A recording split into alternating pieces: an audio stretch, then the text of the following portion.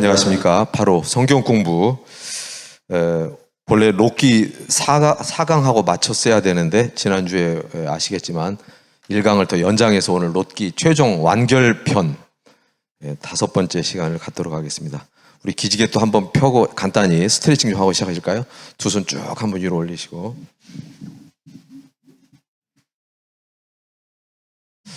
그 다음에 가지고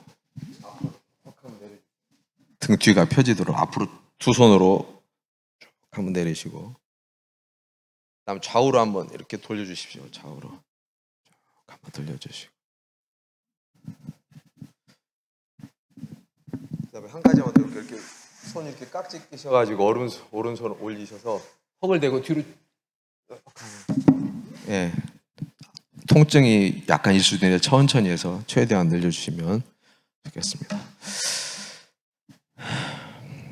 지금 이제 시작하도록 하겠습니다. 시간을 절약하기 위해서 우리가 지금 룻기 개요를 알아봤고요. 저자라든지 룻기의 역사적 배경, 특성 등 공부했었죠. 그리고 각 장별로 심화 공부했었고, 그 다음에 이제 룻기의 은혜 포인트 10가지를 제가 준비를 했는데 지난 시간에 5가지밖에 못했기 때문에 오늘 나머지 6, 7, 8, 9, 10번째 은혜 포인트를 알아보도록 하겠습니다. 화면 띄워주시겠습니까? 지금 여러분들 리마인드에서 잠깐만 일러드리면 지난번에 했던 5가지 포인트가 사사기 시대에 룻기가 어떤 의미가 있는지를 알려드렸었고요. 두 번째로 보아스 혈통의 신비, 보아스 혈통이 우리에게 어떤 메시지를 주는지 알아봤고요. 세 번째로 베들레헴 땅의 비밀에 대해서 알아봤죠. 베들레헴 땅에 어떤 비밀을 간직하고 있었는지 역사적 배경을 알아봤고요. 그다음 네 번째로 룻과 오르바의 차이점, 룻과 오르바는 어떤 점이 같았지만 어떤 점이 달랐는지, 그리고 마지막 5번째로 지난번에 헤세드, 하나님의 헤세드에 대해서 여러분들과 같이 공부를 해봤습니다. 오늘은 이제 6번째부터 10번째까지 하고 마치도록 합니다. 한계를 초월한 사랑이다. 제가 이렇게 잡아봤습니다. 한계를 초월한 사랑이다. 룻은 어떤 사람이죠? 언약 밖의 이방인이었어요. 메시아 계보 근처에도 갈 수 없는 아득히 멀리 떨어진 자. 룻은 메시아 계보에 갈 수도 없는 이스라엘 혈통도 아니었고 언약 밖의 이방인이었다는 거죠. 근데 그 룻이 메시아 계보 안으로 들어왔다는 거. 예수님의 조상이 되었다는 거죠. 조건으로 보면 보아스와 결혼할 조건이 한 가지도 없었어요, 룻은. 그죠? 보아스와 결혼할 조건이 한 가지도 없었는데 죄인된 내가 예수님을 만나서 예수님의 신부가 될 수 있었던 것과 똑같은 이치다. 내가 예수님의 신부가 될 자격이 전혀 없었는데 아무 자격도 없고 가치도 없고, 그런데 우리를 예수님이 신부 삼아주셨던 것처럼 룻도 보아스를 만나서 은혜를 입고 결혼을 했다. 이게 언약 밖의 이방인이 생각하지 못했던 은혜를 입었다는 거죠. 룻이 은혜를 입었는데 여러 가지 2가지 여건이 있습니다. 첫 번째가 룻의 믿음. 룻이 어떤 믿음이냐면, 여러분 이런 대목 아세요? 3장 9절에 보면 가로되 내가 누구뇨 대답하되 나는 당신의 시녀 룻이오니 당신의 옷자락으로 시녀를 덮으소서 당신은 기업을 물을 자가 됨이니이다. 어떤 대목인지 아시죠? 타작마당에서 보아스가 타작하라고 밤에 이렇게 이불 덮고 누웠습니다. 근데 룻이 나오미의 부탁대로 그 발치에 가서 이불을 떠들면서 하는 얘기예요. 당신의 옷자락으로 시녀를 덮으소서. 이거는 여자로서 굉장히 용기가 없고서는 할 수 없는 행동이죠. 잘못하면 여자가 이게 뭐 하는 짓이야? 그렇잖아요? 창녀처럼 보일 수도 있는, 오해받을 수 있는 행동이에요. 근데 이 룻은 시어머니의 말을 그대로 순종을 하는 거죠. 이것은 무엇이냐? 하나님 백성 되고자 하는 일념이라고 우리는 볼 수 있습니다. 어머니의 하나님이 나의 하나님. 이렇게 해서 내가 어머니의 백성이 되고 어머니의 하나님이 내 하나님이 되는 거, 이거에 대한 일념이죠. 저는 이걸 보면서 이제 뭐가 떠오르냐면 신약 성경에 가면 이런 대목이 있습니다. 예수의 소문을 듣고 무리 가운데 섞여 뒤로 와서 그의 옷에 손을 대니 이는 내가 그의 옷에만 손을 대어도 구원을 얻으리라 하밀러라. 마가복음 5장에 있는 내용입니다. 지금 룻이 보아스에게 당신의 옷자락으로 시녀를 덮으소서, 그 옷자락을 은혜를 간구하는데, 여기 혈루증 앓는 여인이 예수님에게 와서, 사람들이 너무 많은 데서 자기는 예수님 앞에 가까이 갈 수도 없는 존재예요. 근데 예수님의 옷자락이라도 잡고 싶은 그 간절한 마음,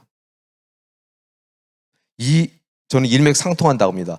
구원받고자 하는, 예수 그리스도를 통해서 구원받고자 하는 그 혈루증을 앓고 있는 여인이나, 이방인 여인으로서 도저히 메시아 혈통에 들어갈 수 없는 룻이 시어머니의 분부대로 타작마당에 가서 보아스가 누운 이불치를 붙잡고 은혜를 구하는 내용.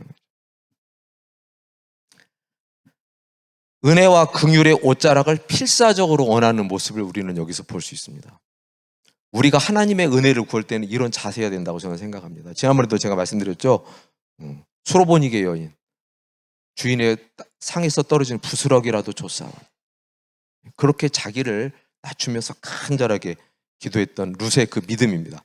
그리고 두 번째는 이 한계를 초월한 사랑이 이루어질 수 있었던 배경, 두 번째는 보아스의 헤세드라는 거죠. 두려워 말라, 내 말대로 다 행하리라. 3장 11절입니다. 그녀의 중심에 타오르고 있는 열망을 보아스는 보았던 거죠. 하나님 백성이 되고 싶었던 그 룻의 열망을 보아스는 보았던 것이죠. 그래서 이스라엘 계보로 들어오게 하셨다. 그래서 다윗 왕과 예수 그리스도의 탄생의 메시아 계보를 잇게 하는 놀라운 축복을 받는 영광의 자리로 초청을 받게 되는 것이 이 대목이죠. 측량할 수 없는 하나님의 사랑, 우리는 날마다 확인하면서 감사하자. 하나님의 사랑은 측량할 수가 없습니다. 그 다음 7번째로 가겠습니다. 은혜 받고 깨달은 자의 선택, 은혜를 받고 깨달은 자의 선택, 누구일까요? 은혜 받고 깨달은 사람이 누구겠습니까? 룻이죠, 룻. 룻입니다. 자, 룻은요, 시어머니가 너희 고향으로 돌아가. 나는 소망이 없어. 나는 가진 것도 없고 아무것도 없어. 이때 룻은 두 가지 길을 선택할 수 있었습니다. 근데 이익을 따르지 않고 손해보는 것 같지만 바른 관계. 여러분, 세상 사람들은 뭘 따라 움직이죠? 전부 다 이해관계를 따라 움직입니다. 내가 손해보는 건 절대 하지 않아요. 내게 남는 이익이 되는 것만 하려고 하는 게 세상 사람들의 속성이죠. 근데 우리 예수 믿는 사람들은 이익만 따르지 않는다는 거죠. 이익을 따르려면 시어머니를 버리고 가야 돼요. 아무 소망도 없고 재산도 없고. 왜 늙은 시어머니를 따라갑니까? 자기 고향으로 돌아가서 새로운 남자를 만나든지, 그 당시의 풍습 따라서 이방 신전에 가서 창기로 살든지, 먹고 살 길은 다 많거든요. 그런데 손해보는 길을 따르는 거예요. 왜 그럴까요? 은혜를 받았고 은혜를 깨달았기 때문에 손해보는 것 같지만 그 길을 따랐다. 시어머니를 따랐다는 거죠. 그 다음에 두 번째로 은혜를 받고 깨달은 사람은요, 헌신을 결정합니다. 오늘날 사회, 교회 헌신할 사람이 없어요. 교회들도 난리죠. 이제는 일할 사람이 없어요. 다 일하는 거 싫어하고 헌신하는 거 싫어해요. 왜 그럴까요? 가장 큰 이유는요, 큰 은혜를 입지 못해서 그래요. 진짜 은혜의 도가니에 내가 빠져보면 나 힘들어도 헌신할 거야. 그 은혜에 감격하게 되면, 그 은혜에 내가 푹 젖어들면 헌신하지 말라고 해도 하게 돼 있어요. 근데 내가 헌신을 하기 싫다. 하나님의 깊은 은혜를, 인격적으로 하나님을 만나지 못했거나 큰 은혜를 받아보지 못했기 때문에. 나를 버리고, 예수님께서는요, 우리를 위해서 자기를 버리셨어요. 룻은 은혜를 받았고 은혜를 깨달았기 때문에, 지난주에 제가 말씀드렸죠.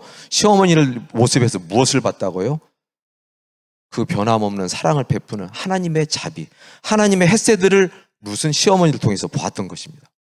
아, 이 시어머니라면 나는 목숨을 걸고 따라도 되겠다. 내가 이분을 위해서라면 헌신해도 되겠다. 하나님의 백성이 되는데 내가 무엇이 아까워? 그래서 자기 자신을, 인생을 던지는 겁니다. 그래서 힘들어도 후회하지 않는다. 그다음 세 번째로, 모든 것을 하나님 안에서 해석을 합니다. 어려움이 닥쳐도, 역경이 와도, 고난이 와도 하나님 안에서 해석하는 거예요. 나오미가 내가 그냥 재수가 없어가지고, 세상 사람들이라면 그렇겠죠. 에이, 내가 재수가 없어가지고 응? 남편도 죽고 무슨 놈은 이 땅에 흉년 들어서 먹고 살려고 갔는데 거기선 뭔 또 남편도 죽고 아들도 죽고 에휴 내가 재수가 없어. 그렇게 해석할 수도 있잖아요. 나는 참 응? 박복한 여자야. 근데요 나오미는 뭐라 그럽니까? 나를 말하라 하라. 나오미를 하지 말고 나를 말하라 해라. 전능자가 나를 치셨다는 거예요. 해석을 뭘로 하죠? 내가 잘못 살았다. 내가 베들레헴 약속의 땅을 떠났다. 그 속에서 나오미는 자신을 발견하면서 나에게 닥치는 이 고난을 하나님 안에서 해석을 하는 거예요. 여러분들도 그게 필요하다고 생각합니다. 저도 마찬가지고요. 우리가 이해할 수 없는 고난이 닥칠 때 많아요. 살다 보면 나 예수 열심히 믿으려고 했는데 왜 나에게 이런 고난이? 하나님 안에서 해석하라는 거예요. 말씀 안에서 해석하면요 다 감사할 수밖에 없죠. 자, 신실하신 하나님의 선하신 뜻을 믿는 것입니다. 하나님은 신실하시다. 하나님은 분명히 선한 목적을 갖고 계신다는 걸 믿는 거예요. 그래서 나는 살아도 주의 것이고 죽어도 주의 것이다. 그걸 믿으면 우리는 죽음도 두렵지 않습니다. 그렇죠? 하나님을 믿는데 죽이든 살리든 하나님 뜻대로 하옵소서. 하나님은 나를 망하게 하실 분은 아니라는 거죠. 그 믿음을 갖고 우리가 서 있으면 세상에 무엇을 못하겠습니까? 자, 그 다음에 8번째로 넘어가겠습니다.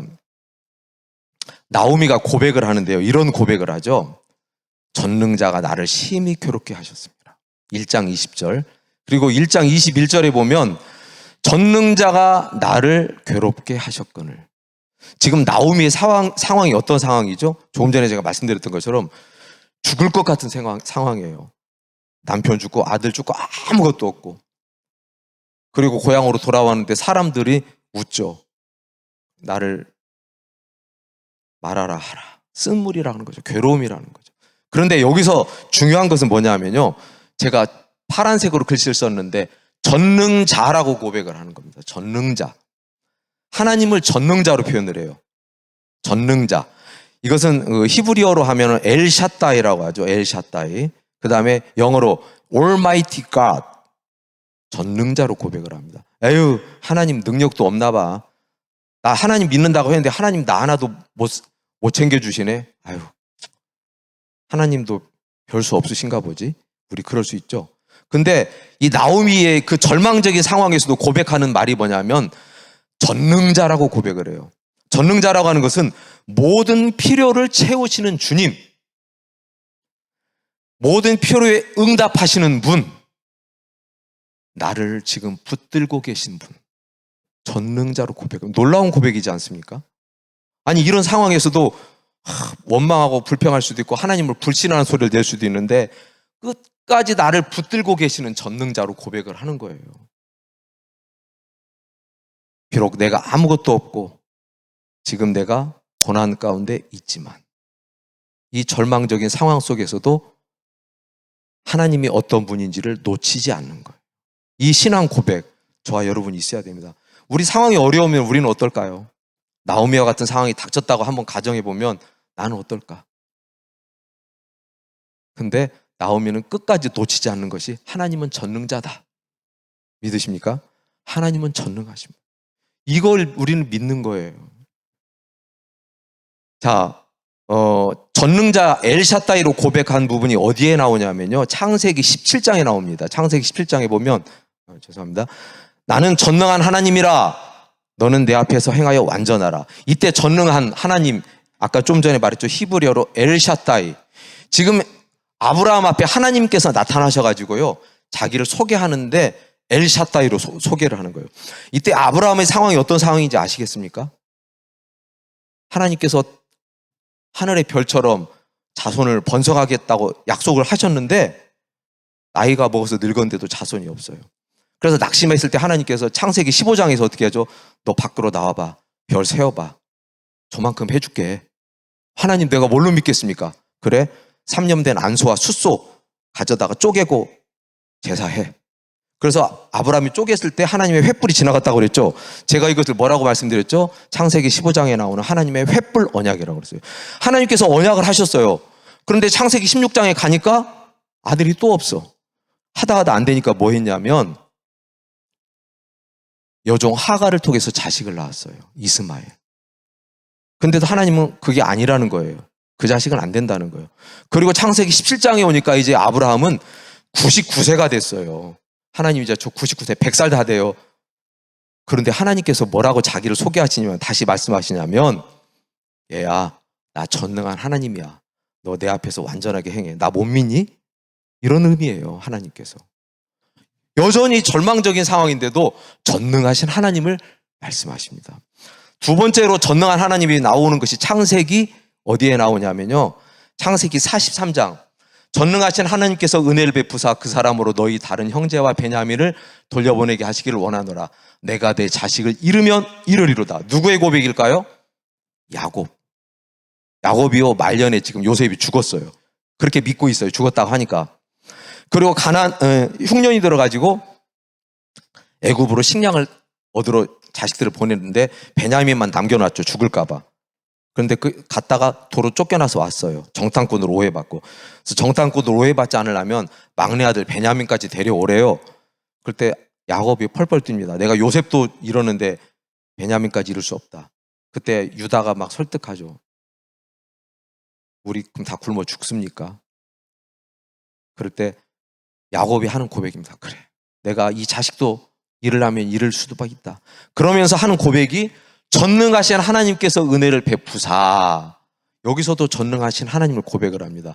이렇게 인생에서 가장 밑바닥에 가장 극단적인 어려움과 고난과 환난이 닥치는데 여기서 성경에 나오는 위대한 인물들의 고백은 뭡니까? 여전히 전능하신 하나님.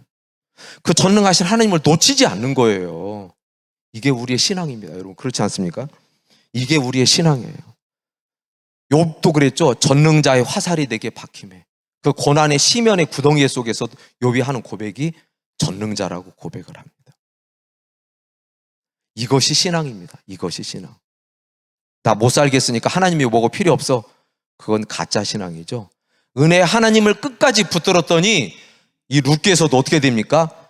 인생을 역전시키는 하나님의 스토리가 일어나는 거예요. 인생을 역전시키는 하나님의 스토리가 여기서 나오는 겁니다. 이게 우리의 고백이 돼야 돼요. 우리 입술로 고백이 돼야 돼요. 전능하신 하나님. 내가 어떠한 고난 가운데서도 전능하신 하나님을 믿는 것입니다. 자, 그 다음에 이제 9번째로 넘어가겠습니다. 소수의 경건한 자를 통해 일하시는 하나님. 거꾸로 눌렀네요. 자, 룻기를 보면요. 소수의 경건, 등장인물이 몇 명 안 되잖아요. 등장인물 누구 있습니까? 나오미와 룻, 보아스. 주요 등장인물 3명밖에 없어요. 근데 이 인물들이 어떤 사람들입니까? 지극히 평범한 사람들이에요. 뭐 성경에 나오는 아브라함, 다윗, 모세, 여호수아 막 이렇게 어마어마한 사람들 많죠. 성경에 보면 야, 하나님은 그런 사람들 통해서만 역사하시나 보다. 나는 별 볼 일도 없는데. 여러분 우리도 살다 보면요. 이런 낙심 들을 때 있어요. 나 예수를 몇십 년 믿었는데 난 뭐지? 나 지금 잘 살고 있는 거야? 하나님이 날 지금 어떻게 보실까? 앞이 안 보이는 것 같고 소망이 없는 것 같고. 그런데 여기 룻을 보세요. 나오미를 보세요. 아주 평범한 사람들. 지극히 평범한 사람들이 지극히 평범한 일상인데 그 속에서 하나님은요. 사건을 일으키시고 구속의 역사를 써내려 가시는 거예요. 메시아가 탄생하는 혈통을 지금 하나님께서 만드시는 거예요. 다윗 왕의 혈통, 그 후손에서 다시 누가 탄생하는 예수 그리스도가 탄생하는 그 놀라운 혈통 역사가 여기서 지금 이루어지는 거예요. 평범한 우리의 일상의 사건들이지만 하나님께서는 이 사건들을 통해서 하나님의 원대한 구속사를 이루신다는 것이죠. 내가 주님 앞에 모인 작은 믿음의 선택을 통해서 하나님의 나라를 이야기하시는 겁니다. 롯의 그 작은 선택이었잖아요. 시어머니를 따르는 그 작은 선택. 그런데 여러분 놀랍지 않습니까? 하나님은 그 작은 선택, 믿음 있는 자의 작은 선택, 평범한 사람들의 작은 행동을 통해서 하나님은 성경 구속사를 써가시는 거예요. 그 후손에서 예수님이 탄생하는. 그래서 여러분들 우리가 삶 속에서 나는 별거 아닌 것 같다. 나 같은 사람이 뭐 하겠어? 그러지 마십시오. 하나님은 우리 같은 인간. 세상에 너희의 부르심을 보라. 학벌 좋은 자가 있느냐? 가장 무능하고 보잘것없는 우리를 하나님은 사용하시는 거예요. 그래서 여러분들은 삶 속에서 낙심하지 마시고 좌절하지 마시고 포기하지 마시고 너희가 선을 행하되 낙심하지 말지니 하나님께서는 분명히 이루십니다. 믿으십니까? 자, 마지막 10번째하고 하나님 백성의 사명에 대해서 좀 제가 생각해 봤는데 신명기 4장에 보면 내가 나의 하나님 여호와께서 명령하신 대로 규례와 법들을 너희에게 가르쳤나니 이는 너희가 들어가서 기업으로 차지할 땅에서 그대로 행하게 하려 함인즉 너희는 지켜 행하라. 이것이 여러 민족 앞에서 너희의 지혜요 너희의 지식이라. 그들이 이 모든 규례를 듣고 이르기를 이 큰 나라 사람은 과연 지혜와 지식이 있는 백성이로다 하리라. 이스라엘 백성들이 가나안 땅에 가서 하나님 뜻대로 살기만 하면 온 세상 민족들이 그걸 보고 흠몰한다는 거죠. 야, 대단한 민족이다. 나도 저 민족처럼 하나님 믿어야 되겠다. 이게 하나님의 원대한 계획이었고 꿈이었던 겁니다. 이게 바로 제사장 나라죠. 제사장 나라. 말씀대로 사는 자가 이 땅의 소망인 것입니다. 세상에 소망이 없다고 하지만 예수 믿는 우리가 세상의 소망이 되어야 돼요. 말씀대로 순종하면 여전히 이 세상의 정답은 교회인 것입니다. 그걸 우리가 해야 돼요. 하나님의 백성의 사명, 출애굽기 19장 5절 6절 있죠. 세계가 내게 속하였나니 너희가 내 말을 잘 듣고 내 언약을 지키면 너희는 내 모든 민족 중에서 내 소유가 되고 내게 대하여 제사장 나라 되고 거룩한 백성. 내 소유, 제사장 나라, 거룩한 백성. 이게 이스라엘 민족의 3대 정체성이라고 제가 말씀드렸죠. 내 삶의 모습을 통해 불신자들이 하나님께 돌아오도록 하는 목적에 부합하도록 하는 게 우리 삶이고 룻기가 그 바로 모델이고 샘플인 것입니다. 나오미가 다시 정신 차리고 돌아왔더니 이방인 여인도 하나님을 만나잖아요. 룻은 이방인 여인이었어요. 근데 나오미를 통해서 하나님을 만나고 하나님만 만난 것이 아니라 보아스를 통해서 다윗의 증조 할머니가 되고 예수님의 조상이 되는 그것을 보여줬어요. 룻을 통해서. 이것이 하나님이 우리에게 바라시는. 자, 여기까지 해서 룻을 마쳤고요. 제가 마쳐야 되는데 조금만 이거 간단하게 더 할게요. 기독교 교리 상식에 대해서 제가 아주 짧은 걸로 길고 하면 힘들 것 같아서 예수 그리스도가 무슨 뜻인지 아시죠? 예수 그리스도에 대해서 뜻에 대해서만 간단히 설명해봅니다. 뜻. 예수님이라고 하는 것은 구원자. 조금 풀면 하나님께서 구원하신다는 뜻입니다. 예수라고 하는 이름에. 근데 예수는요, 유대인 이름 중에 흔하게 있던 이름이에요. 여호수아, 호세아 다 같은 뜻인데 그 이름을 헬라식으로 바꾸면 예수라는 이름인 것입니다. 그리고 그리스도는 무슨 뜻이냐면 기름 부음 받은 자. 히브리어로는요, 메시아. 그러니까 메시아를 헬라어로 풀었을 때 그리스도가 돼요. 그러니까 메시아 이퀄 그리스도 같은 뜻이라는 거죠. 헬라어로는 크리스토스, 영어로는 크라이스트. 그래서 예수 그리스도 그러면 우리는 이걸 합치면 무슨 걸 생각할 수 있어요? 하나님께서 보내신 메시아, 그분이 우리를 구원하신다는 거예요. 예수 그리스도가. 뜻을 간단히 알려드리고요. 근데 그러면 여기서 조금만 더 들어가면 그럼 이스라엘에서 그 당시에 기름 부음 받은 자는 세 분이 있어요. 왕이 기름 부음 받습니다. 사울왕, 다윗이 왕이 될 때 사무엘이 기름 붓잖아요. 기름 부음 받은 자 왕입니다. 그리고 두 번째 제사장 취임을 할 때 기름 부음 받고 제사장이 되고 마지막 한 명 더 있죠. 누굴까요? 선지자. 이 세 명이 기름 부음 받는데 근데 예수님께서 그리스도가 되고 기름 부음 받는 자가 됐다. 그러면 예수님께서도 이 땅에 오셔서 세 가지 직분을 감당하시는데 바로 이것을 삼중직이라고 합니다. 예수 그리스도의 삼중직. 예수님께서는 이 땅에 오셨는데 왕이 되시고 제사장이 되시고 선지자가 되신다는 뜻이에요. 무슨 말입니까? 구원자이신 예수님은 우리의 왕이시다. 구원자이신 예수님은 우리의 왕이시다. 두 번째, 제사장은 하나님과 사람 사이의 중보자가 되는 거다. 이스라엘 백성들이 죄를 지었으면 하나님 앞에 나갈 때 어떻게 나가요? 누구를 통해서 나가죠? 제사장을 통해서 나갑니다. 직접 하나님 앞에 못 나갔어요. 그때는 성소 지성소 못 들어갔죠. 함부로 들어가면 죽었죠. 제사장만이 들어가서 피를 뿌리면서 대속죄일 때 이스라엘 백성들의 죄를 하나님께 아뢰고 하나님으로부터 사함을 얻어서 선포하는 제사장. 중보자가 되시는데 히브리서에 보면은 멜기세덱 반차를 따라서 예수님이 우리에게 대제사장이 되신다 그랬죠. 우리를 대신해서 중보하시는 분. 그리고 끝으로 하나님의 뜻을 이 땅에 온전히 전하시는 분이 선지자. 예수님은 선지자로 이 땅에 오셨어요. 그래서 하나님의 뜻을, 하늘의 뜻을 이 땅에 온전히 전하셨다. 그래서 이것을 예수 그리스도의 삼중직이라고 하고요. 한 가지, 이게 진짜 마지막입니다. 제사장하고 선지자의 차이점만 말씀드리고 마치도록 하겠습니다. 제사장하고 선지자는 어떤 차이가 있느냐? 제사장은 좀 전에 말씀드렸던 것처럼 하나님과 사람 사이의 중재자.